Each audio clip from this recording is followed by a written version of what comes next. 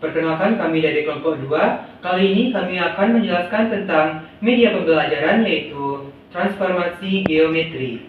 Dengan anggota saya Randi Triputra dengan NIM 22029093. Saya Mariana Santi dengan NIM 22029144. Saya Mulyada Fitri, NIM 220298. Saya Najwa Yahya dengan NIM 22029030. Saya Nurusya Fitri dengan NIM 22029152. Selamat menyaksikan. Sebelumnya, kita harus memahami dulu apa itu konsep dari transformasi. Jadi, transformasi itu merupakan perubahan posisi dari suatu titik, garis maupun bidang. Nah, misalkan terdapat suatu titik dengan koordinat x, y. Jadi, setelah ditransformasikan, maka posisi dari titik tersebut berubah menjadi x aksen, y aksen. Nah, untuk pembelajaran kali ini kami akan membahas tentang 3 jenis dari transformasi geometri. Yang pertama ada translasi, yang kedua refleksi, dan yang ketiga yaitu rotasi. Nah, untuk tujuan pembelajarannya, yang pertama siswa mampu memahami apa itu translasi. Yang kedua, siswa mampu mengaplikasikan translasi ke titik, garis, dan bidang. Yang ketiga, siswa mampu memahami apa itu refleksi. Yang keempat, siswa mampu mengaplikasikan refleksi terhadap titik, garis, dan bidang. Yang kelima, siswa mampu memahami apa itu rotasi. Dan yang keenam, siswa mampu mengaplikasikan rotasi terhadap titik, garis, dan bidang. Di sini saya akan menjelaskan tentang translasi. Translasi ini dapat kita lihat contohnya dalam kehidupan sehari-hari, yaitu ketika kita bermain papan seluncuran. Yang mana ketika kita bermain papan seluncuran, maka posisi kita akan berpindah dari atas ke bawah, tetapi tidak mengubah bentuk tubuh kita sama sekali. Nah, jadi yang dikatakan translasi itu adalah perpindahan posisi suatu objek.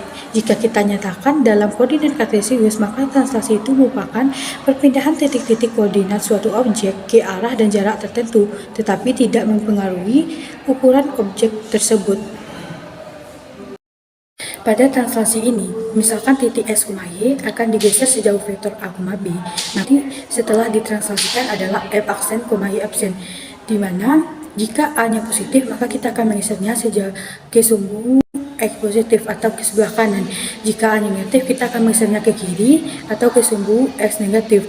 Jika B-nya positif, maka kita akan menggesernya ke atas ke sumbu y positif. Jika B-nya negatif, maka kita akan menggesernya ke bawah ke sumbu y negatif. Baiklah, di sini kita akan masuk ke contoh translasi. Di sini kita memiliki titik P yang bernilai 2,3. Akan kita vektorkan sejauh titik Q, yaitu negatif 3,1. Nah, di sini misalkan titik x, y ditranslasikan atau digeserkan sejauh vektor a, b, maka posisinya akan menjadi x aksen, y aksen. Nah, di sini kita memiliki aturan. Aturannya itu jika a bernilai positif maka akan bergeser sebelah kanan, dan jika a negatif akan bergeser sebelah kiri, dan jika b positif akan bergeser sebelah ke atas, dan jika b negatif akan ke bawah. Nah, di sini tadi kan kita memiliki titik 2,3 di mana akan digeserkan ke titik vektor Q negatif 3,1. Negatif 3-nya kan negatif. Jadi kita menggeserkannya semuanya 3 satuan ke sebelah kiri. Tidak tahu 1, 2, 3. Karena B-nya positif, kita geserkan ke atas sebanyak 1 satuan. 1. Nah, jadi setelah mengalami pergeseran, nilainya akan berubah menjadi negatif 1, negatif 4. Di sini saya akan memberikan contoh kedua dari translasi, yang mana diketahui garis AB, di mana titik A-nya itu di 2,2, ditandai dengan string berwarna merah, dan titik B-nya itu di 4,2 yang ditandai dengan string berwarna biru, yang akan kita translasikan sejauh vektor P 3,3. Nah, dalam menyelesaikan soal ini, maka sesuai aturan tadi, maka kita akan menyelesaikannya terlebih dahulu terhadap titik A, yaitu B 2,2. Kita akan menyelesaikan terhadap titik A. Kita akan menggeser titik A ini sejauh vektor P 3,3. Maka kita akan menggeser ke kanan sebanyak 3 satuan. 1, 2, 3. Lalu ke atas sebanyak 3 satuan. 1, 2, 3. Maka diperolehlah titik A absennya itu 1,5. Lalu kita terhadap titik B, yang mana titik awalnya itu 4,2, yang akan kita geser sejauh vektor P 3,3 Maka kita akan menggeser titik B ini 3 satuan ke kanan, 1, 2, 3, lalu ke atas sebanyak 3 satuan, 1, 2, 3. Maka diperolehlah titik B absennya itu yang ditandai dengan spidol kuning ini itu di 1,5.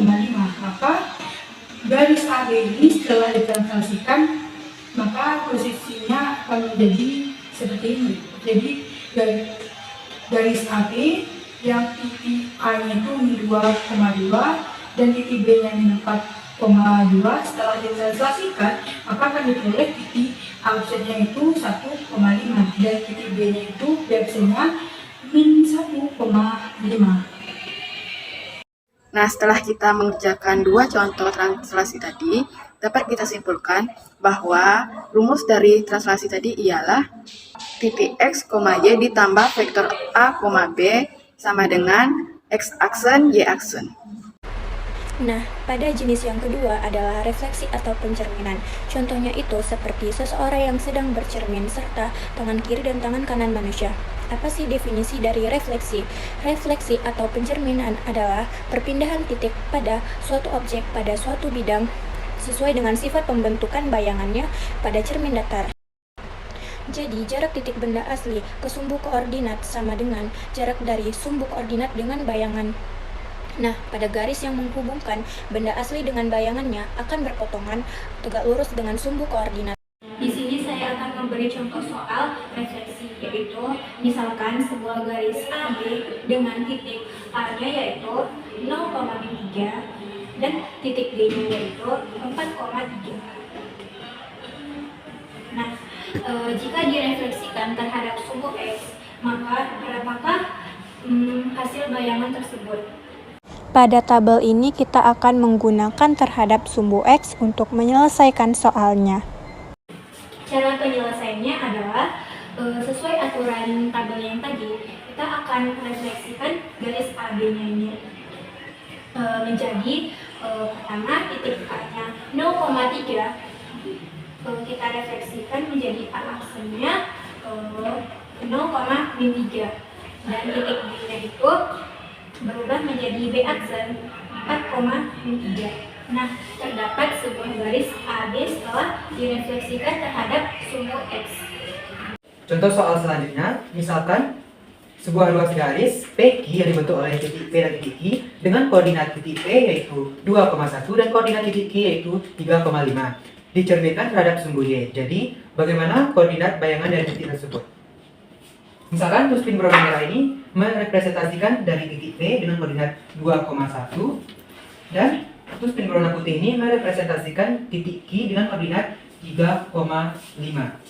Jadi berdasarkan aturan sebelumnya, jika sebuah titik dengan koordinat X, Y dicerminkan terhadap sumbu Y, maka titik tersebut memiliki bayangan min X, Y. Jadi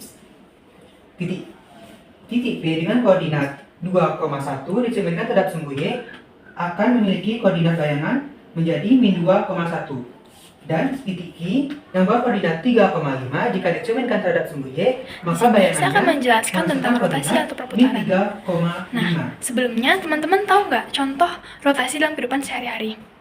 Nah, contoh rotasi dalam kehidupan sehari-hari yaitu jarum jam yang berputar pada jam dinding. Nah, di sini sudah diketahui yaitu definisi rotasi atau perputaran adalah suatu perubahan posisi, titik, atau garis atau bidang dengan cara diputar dengan suatu titik pusat dan sudut tertentu.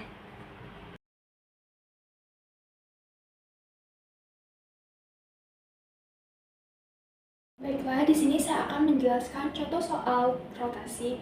Nah, di sini misalkan pada bidang persegi A, B, C, D, titik A-nya 1,1, titik B-nya 4,1, titik C-nya 4,4, titik D-nya 1,4, dirotasikan 180 derajat dengan pusat rotasi 0,0, maka akan diperoleh.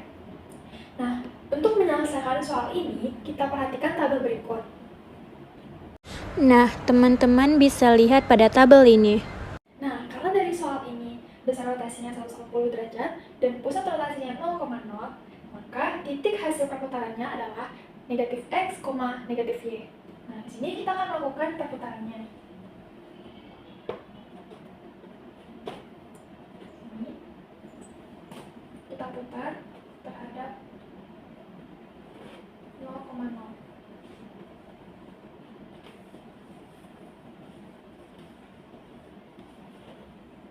Nah, jadi kita dapatkan hasilnya A aksennya min 1, min 1, B aksennya min 4, min 1, C aksennya min 4, min 4, dan D aksennya min 1, min 4. Baiklah, sekian dapat saya sampaikan. Terima kasih. Sekian presentasi dari kelompok kami mengenai transformasi geometri. Semoga teman-teman semua mengerti mengenai materi ini. Wassalamualaikum warahmatullahi wabarakatuh.